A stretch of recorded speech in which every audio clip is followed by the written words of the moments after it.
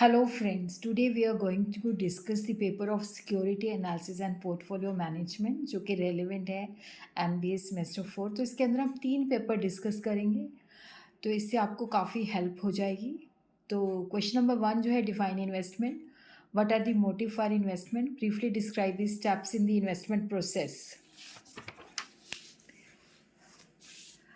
उसी तरह दूसरा क्वेश्चन जो है that is numerical, investor buy the share of a company at the rate of 40 per share, probability distribution दी हुई है और एक्सपेक्टेड प्राइस एंड प्रोबेबिलिटी है, find the expected return and risk of the share.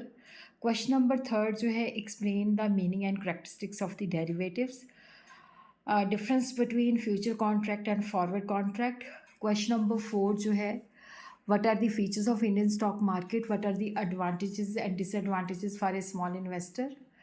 तो section इसमें से आपको करने हैं 2 क्वेश्चन। सेक्शन बी के अंदर जो है टेक्निकल एनालिसिस है, किस तरह से ये इन्वेस्टमेंट डिसीजन लेने में हेल्प करता है। Meaning and objective of portfolio, how is a portfolio selected. फिर उसके बाद 2 कंपनीज़ का हमें स्टॉक डाटा दिया हुआ है, इसको नोट कर लीजिए। फिर यहाँ से हमने standard deviation of each stock, expected return and risk of a portfolio made up 60% of A and 40% of B, what is international portfolio diversification, what are the benefit of and risk involve in international portfolio diversification. फिर उसके बाद question number section C है जो कि compulsory है, advantages and disadvantages of investing in debenture, which factors are considered in company analysis. CML and SML, discuss the need for constraints in portfolio। उसके बाद हम एक और पेपर डिस्कस करते हैं,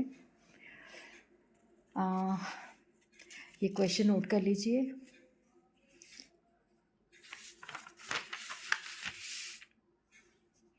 न्यूमेरिकल है, फिर है utility of industry analysis and the function considered in. Question number 3 जो है डैट इज़ ऑल्सो न्यूमेरिकल।